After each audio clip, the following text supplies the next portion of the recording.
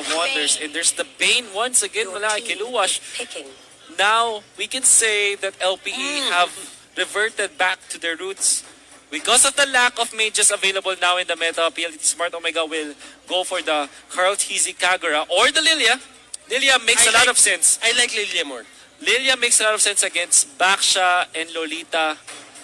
Let alone against the Harith. Kasi parang, ano to eh, classic matchup to na sumikat even during the World Championship of Mobile Legends. Where Lilia is like an answer to the Harith. Kasi it has a better wave clear, which also translated to more farm for the Lilia up against Harith. Although Harith has like the naturally better dueling type of skill set, Lilia can flourish in terms of like eliminating the minion wave as ASAP and then transitioning to more objectives. One of the mages na kaya mag-take out ng Baksha.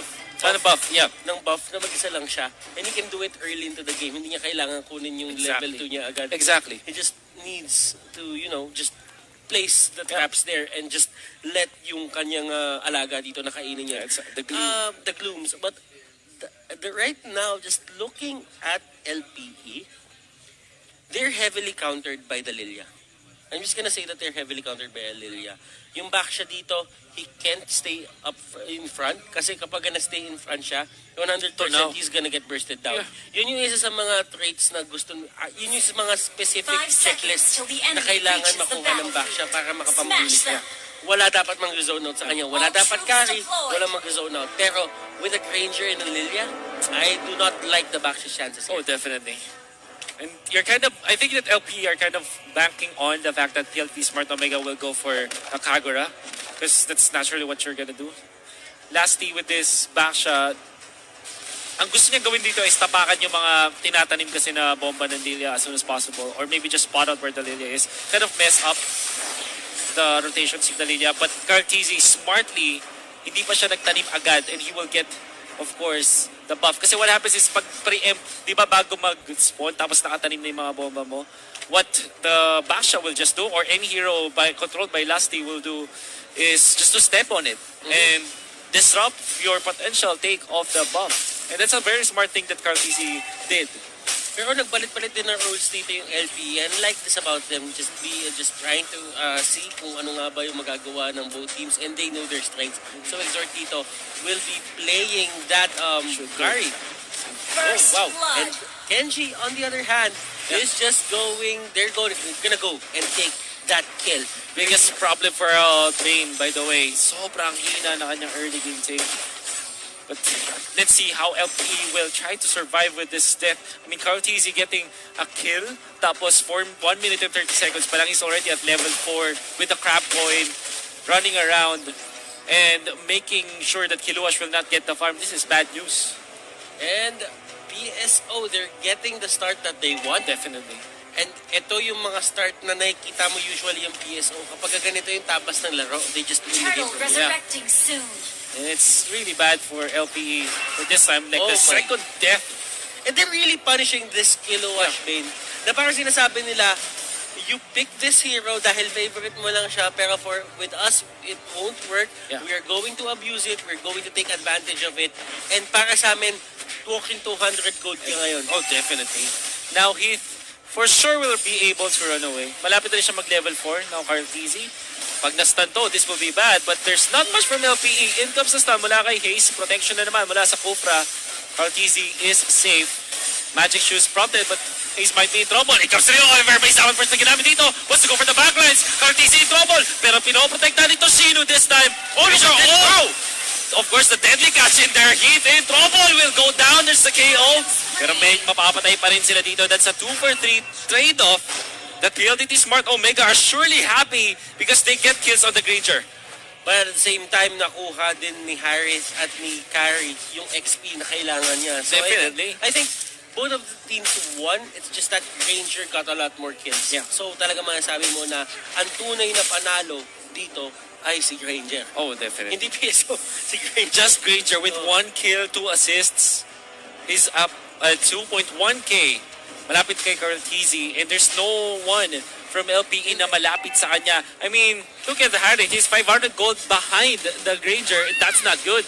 And look at Bane dito. 3 deaths as early as 3 minutes. That is almost 1 death per minute. But, and Toshino almost going down. Lastly, Lastly, with a hit and run, and that is going to be it for Toshino.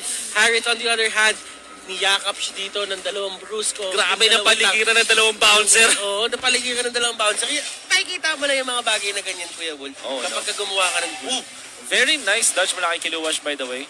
But they will still chase him. Nandito si Kenji. Is their flicker. Oh, Nice timing on the flicker, by the way. but at the same time, hindi na siya pwede maging aggressive ngayon since he uses third flicker already. And we all know that in terms of mobility, Bane doesn't have that. Yeah. There's the stun just to stop them from chasing Lasty. At tinikitan pa siya for the Numenon core. More, Pero ito, Exort Toshino, tingnan natin dito kung sino ang mananakit. Pero sabi nga dito ni Exort, I'm going to go out and live to fight another day. Yeah. Kasi Sa alam mo, susunod na tayo magtuos. Sa susunod tayo magtuos. Kasi Pero, alam naman ni Exort din dito Nako na hindi po, talaga kaya. Pero Toshino Nice dito, fan, they actually fine si Exort dito. Pero si Hayes, Wow. napalaban sa may harapan. And look at the true damage na binabat ni Exort. Lilia With the Lilia is here. wheels. Exort, can you run away? Yes, he will. Pero ang kanyang mga tropa dito, mapapahamak Bimo. Taking so much damage sa wall charge. Collecting on the dude. Last ni tropa, kahit may revitalize ka, masasaktan ka. Wants to roll away, jump through the Guardian's barrier, but here comes Hayes. Kumonekta na naman, and PLDT Smart Omega gets 2 kills. Exort will be safe for a bit, but the turret and 2 members won't be. Oh my goodness, PLDT Smart Omega really punishing LPE's very weak early game. And yes, I would say that it's weak. I don't really know what happened, why they went for the Bane. Alam mo yun, kumbaga, itong hero naman na to, parang pwede naman talaga. Just because they've been running it time and again. They Pero were successful with it they before. they were successful with it before. But the main problem is, this is not the game to pick the Bane. Not at all. It gives them so much defense though. But Exort, nako po, nakipag 1v1 kay Toshino. But of course, he will not win that in this stage of the game. That's Blade of Despair. He got the Blade of 5 Despair minutes, 40 mid-fight. seconds. Mid-fight nila. Mid-duel nila, nakuha yung Blade of Despair. Oh, That gave him the edge na kinailangan niya. definitely. That's 4.9k with so much gold now onto the Granger. Kumalon si Hayes, tinamaan si Bimo. Niyakap nga lang dito. Bimo, that's Lolita going down. They wanna go for more. Harriet in trouble. Power of nature to secure the kill. Lasty cannot protect his teammate anymore. Doesn't have damage. Nobody has No damage at damage. this point. No damage. From I- LPE. I mean, Exort has a... Turtle sabihin natin si resurrected soon. Exort ngayon, tsaka si Rio, may damage sila. Pero hindi enough. Not enough at all. Then the catch will be bursted down by the members of PLT Smart Omega. Hilarangan pa. Bawal kang tumakas. That's a kill again for PLT Smart Omega. And they get the turn on top of it. Tapos papunta na ngayon sa Turtle. So much that they got from the early game. 13-3. And this is turning to be a disaster para sa LPE. Nag-iiba yung pacing ng game, Wolf, kapag kasi Carl TZ yung naglalaro for the side of PSO. Yes, Haji is very much talented as Carl TZ is. But the main thing about it is, mas gamay ni Carl TZ yung pacing ng mga teammates niya na to. Yeah, and he's also one of those mages na willing na mag-shot call. I mean, he understands his matchups. He understands the game in such a way na parang kaya niyang mag-command kung kailan tayo lalaban o hindi. And Carl TC with his Lilia is so confident at this point after getting so much lead. I mean, yung fact nga lang na hindi pa siya nagtanim muna ng bomba when he is trying to jungle. Normal Lilia players would just rain down on the jungle, but he knows that Lusty at a certain point will go there. At walang naabutan si Lusty. He was able to secure his own buff. And they're getting everything at this point. 13-3. 27k for PLDT Smart Omega. And Kenji here trying to find the perfect setup. Kenji just hugging Lasty out. Lasty dito. He will be trying to push back the lane. And right now, this is the defense for LPE. Can they do this? That is the question. 10k gold lead going to the side of PSO. And this is really bad. I mean, 10k is like 3 to 4 core items na hindi mo mahahabol ngayon at kailangan mo ng isang malaking playmake dito coming up from Bimo just to win this. Look at Bimo right now. He has the immortality lang. Look at the course. May Calamity Reaper dito si Harith, but he doesn't have the Feather of Heaven. Yeah, no secondary item. No secondary item. They only have... And they cash up the pain. He's down. Yes. Not even a sweat for PLDT Smart Omega. Napakagandang huli na naman. And here comes Kenji. Want to go for the back shot. Will not be able to reach him. Now the problem is Inhibitor is in trouble. Baksha had to defend, but it still goes down. And this is already a problem. Big problem for LPE. Dalawa na pala. Ano pa itong dito ng PLDT Smart Omega? And LPE really cannot defend at this point.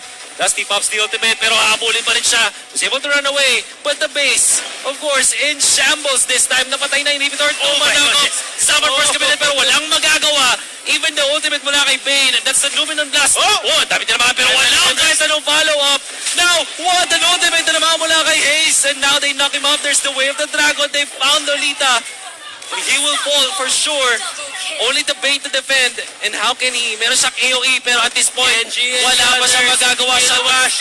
Nandito sa may gitna, and right now the base is taken down. Wolf, we have PSO as our first Grand Final.